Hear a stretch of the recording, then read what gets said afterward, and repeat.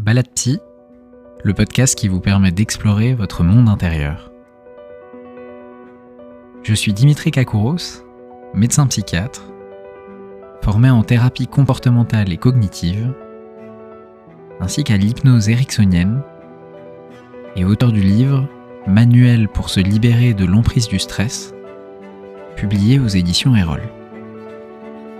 Prendre des décisions importantes, ressentir des émotions qui nous submergent, traverser des moments de vie difficiles,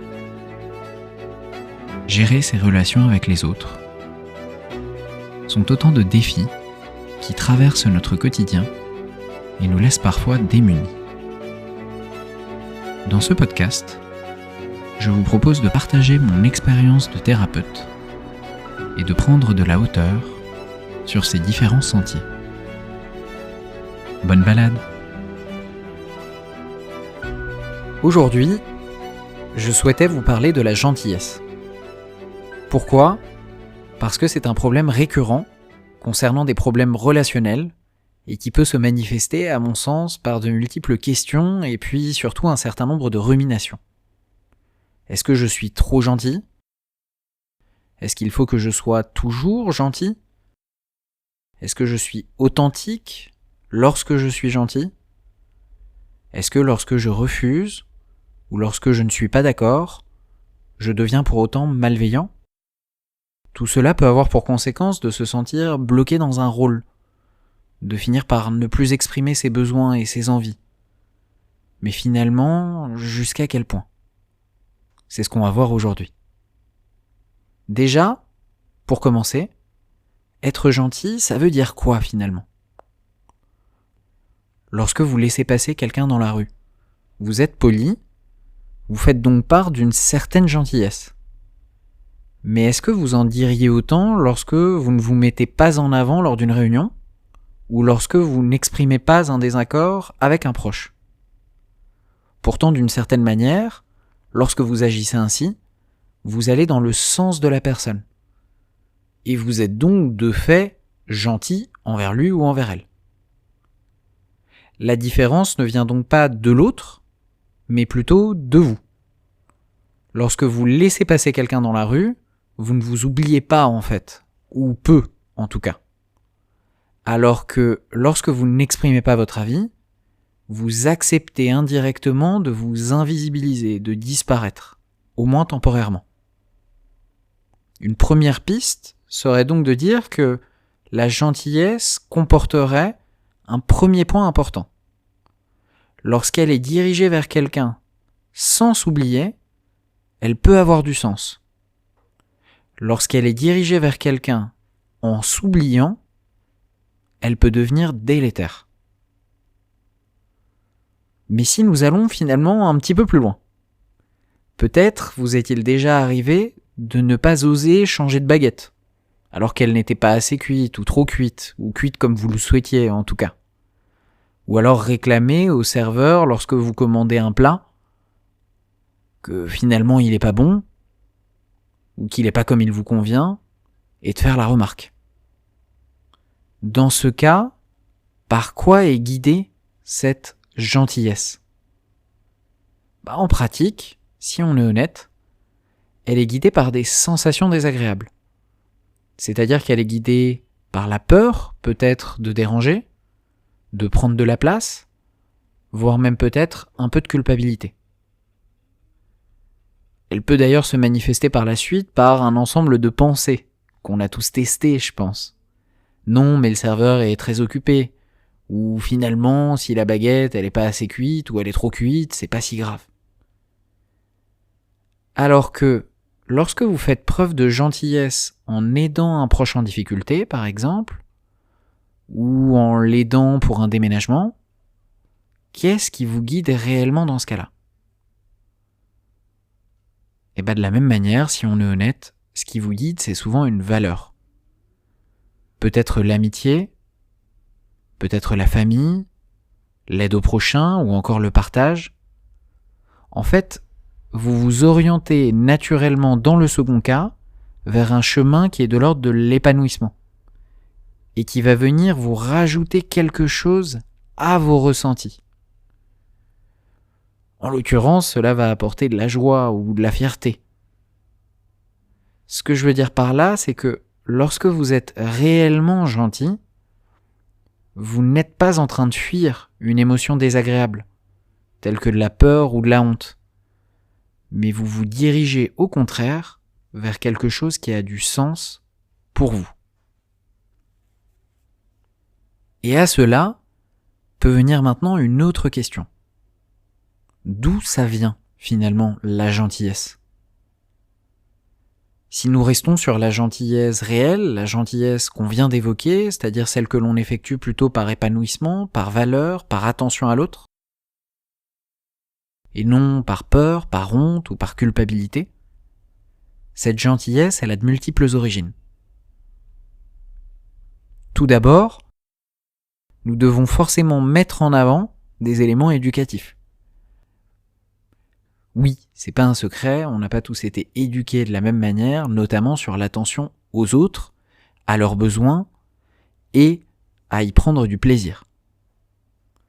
Rien que par exemple, il existe une différence genrée majeure, où l'on a beaucoup plus appris aux femmes la notion du care avec l'attention à l'autre en moyenne.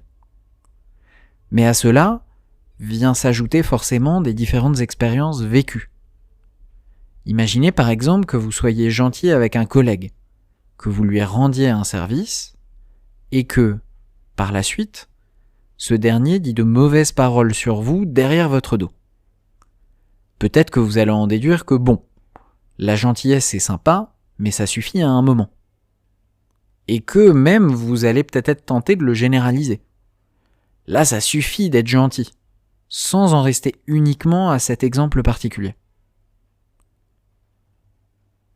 Enfin, une question sociétale me paraît également importante à évoquer. Que pense finalement la société des personnes gentilles ? Vous là, si je vous laisse y réfléchir un petit peu, vous en pensez quoi ? Là, c'est uniquement mon avis. Mais moi, je dirais que la gentillesse, elle contient quelque chose aujourd'hui qui est relativement peu valorisé ou moins valorisé. Lorsqu'on est gentil, en fait, on est vite considéré comme un peu niais, comme si on n'était pas réaliste et que l'on allait forcément se faire avoir. Lorsqu'on est gentil, on peut également l'associer à quelque chose d'un peu simplet, de ne pas voir une certaine complexité du monde qui nous entoure. Mais du coup, moi j'ai une question, c'est est-ce que finalement cette vision-là du gentil, elle vous convient à vous ? Car oui, cela mène à un autre élément important. Lorsqu'on est gentil, on peut se faire avoir. Oui, c'est totalement vrai, on l'a tous expérimenté. Lorsqu'on est gentil, on offre un service, ou du temps. Bref, on offre une part, même infime, de nous-mêmes. Et on le fait en ayant confiance, c'est-à-dire sans forcément avoir de manière directe quelque chose en retour. Si vous êtes gentil avec un collègue, peut-être qu'il vous offrira un service en retour. Mais peut-être pas. En tout cas, si je suis plus précis, vous ne le faites pas pour cela directement. Sinon, on est plus dans la manipulation, dans l'échange, que dans la gentillesse. Intrinsèquement, en fait, la gentillesse comporte un risque. Donner plus de soi que ce que l'on reçoit. C'est ce qui fait que, quand on est gentil avec cet ami à qui on lui rend plein de services, on peut à un moment s'en vouloir lorsque la seule fois où on lui demande quelque chose, il répond absent. C'est aussi d'ailleurs ce qui amène à s'en vouloir lorsqu'on est gentil avec un collègue qui par la suite ne nous respectera peut-être pas. En somme, lorsqu'on est gentil, on montre une certaine vulnérabilité sans savoir exactement vers où elle va mener, et le risque est donc présent. Alors tout cela, sans mauvais jeu de mots, c'est bien gentil, mais finalement, faut-il être gentil ? Et comment l'être ? Peut-être pour commencer, nous pouvons enlever les toujours. Non, il ne faut pas être toujours gentil. Car vous prenez le risque de finalement vous retrouver dans de multiples situations où vous aurez de mauvaises conséquences. Nous risquons de les vivre comme des trahisons et donc de se fermer comme des huîtres. De la même manière, ne soyons pas gentils par peur, par culpabilité ou par honte. Ne soyons pas gentils parce que nous avons peur de gêner, de prendre du temps, si nous sommes dans notre droit bien entendu pour le faire. Au contraire, soyons gentils lorsque cela nous oriente vers quelque chose d'important pour nous. Soyons gentils lorsque nous pouvons aider un proche si ce dernier compte pour nous. Soyons gentils envers un collègue si le sens du travail est important pour nous également.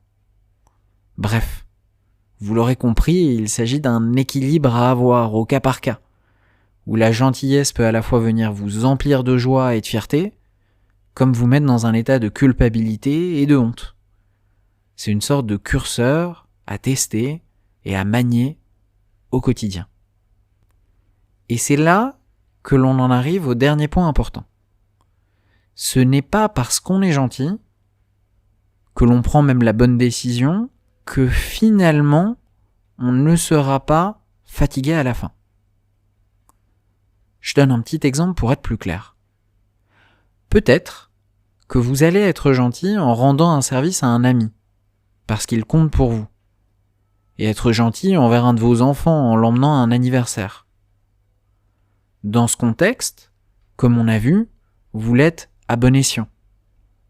C'est-à-dire que vous agissez bien en fonction de vos valeurs et non en fonction de la honte, de la culpabilité ou de la peur. Pourtant, vous pouvez quand même terminer la journée et vous dire que vous êtes fatigué, voire même épuisé de l'action que vous avez faite. Oui, on est d'accord, et oui, c'est normal. Est-ce qu'il faut pour autant interpréter la fatigue comme le fait que vous vous soyez trompé, que vous vous soyez planté, que vous auriez dû ne pas agir de la sorte ? Non. Vous avez quand même bien fait. Ce que je veux dire par là, c'est que, trop souvent, lorsqu'on ressent une conséquence désagréable à nos actes, comme de la fatigue dans ce cas-là, on a tendance à se dire qu'on a mal choisi, qu'on a mal agi, qu'on s'est mal comporté. Et là, on se rend compte que ça n'a pas forcément de sens. C'est comme si je vous disais qu'après une bonne séance de sport, vous êtes fatigué, et du coup, vous allez vous dire que vous n'auriez pas dû faire cette séance de sport. Bah non, pas forcément, c'est normal en fait. En somme, la conséquence à court terme de votre gentillesse peut mener à des éléments désagréables, comme de la fatigue, mais ce n'est pas pour cela que vous n'avez pas pris la bonne décision. En tout cas, j'espère que cet épisode vous aura apporté un certain nombre de pistes concernant la gentillesse et qu'il vous aidera à vous ajuster au quotidien tout en gardant une question simple qui, à mon sens, est la plus importante. Est-ce que, dans ce cas, je suis gentil parce que ça compte pour moi ou alors pour éviter des sensations désagréables ? Et de mon côté, je vous dis à bientôt pour d'autres balades et n'hésitez pas à évaluer, commenter, échanger si cet épisode vous a plu.